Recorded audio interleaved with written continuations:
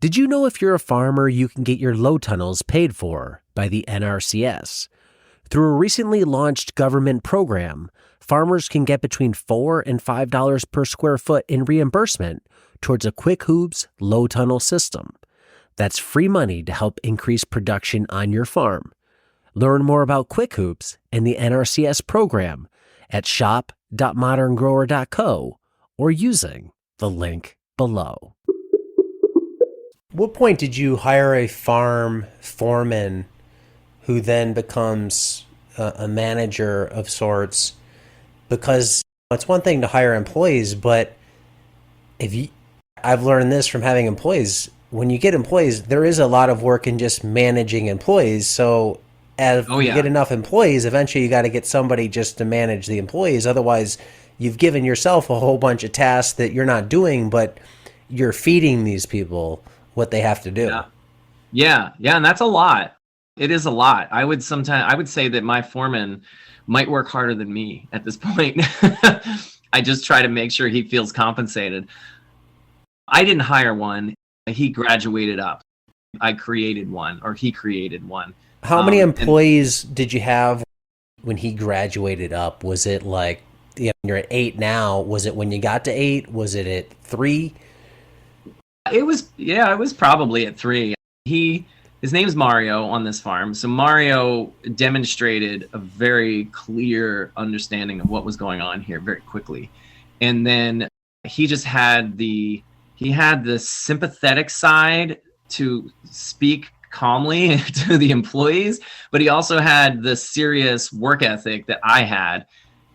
He had those things better than I did. And so it just became apparent that he was now my bridge to them. It wasn't even on purpose.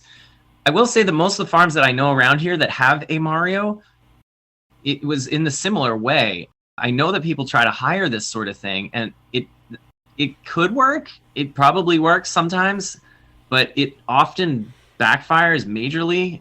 It's seen as like a rank issue. Like employees don't want to listen to the new guy. They don't want to listen to the person that has their own vision for the farm that doesn't seem to be the same vision that the bosses express.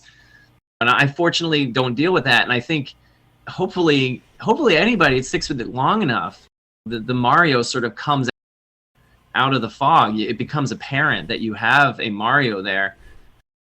One giant piece of advice I'd give is don't create ceilings for employees. Like, don't let yourself accidentally do that. I know I still do it. Like I decide, oh well, they can't handle that. I'm not going to have so and so do any seeding.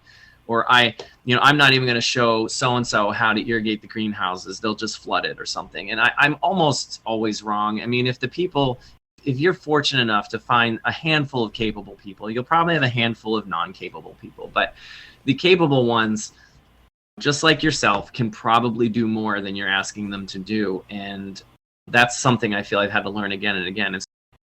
With Mario, he just kept showing me. He kept asking for it. He'd be like, show me how you hook this implement up mid-belly on this tractor. And I'm like, well, geez, great. Okay. It wasn't even my idea to show him those sorts of things. So I was very fortunate. I do think though, like within that, if you can find some return employees, that will come out of that in time. And return employees are hard. It's very hard, especially in this labor economy. And my advice would be H2A.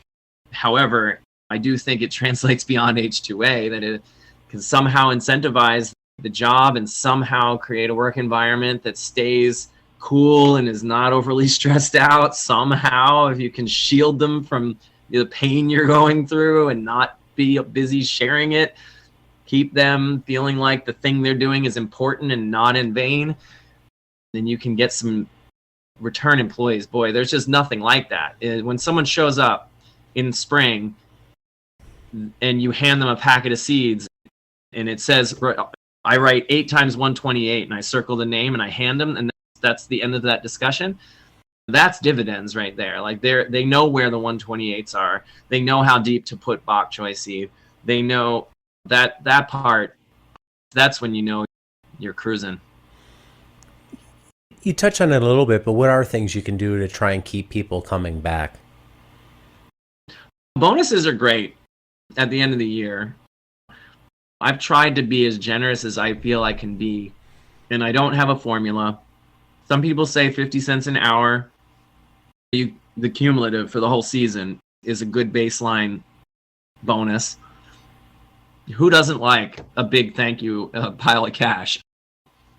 Certainly, notions of elevation for people that seem responsive to it. In other words, next season, I could really see you being in charge of all seeding. I could really see you being in charge of irrigation or greenhouses or something. Or I could imagine giving you that farmer's market. I'm no longer there. It's yours.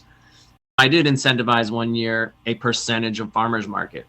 I can't say it worked, but in other words, the person got 10% of whatever they sell at the farmer's market, which I'm not there. So hopefully it puts a fire under them to be a good salesperson.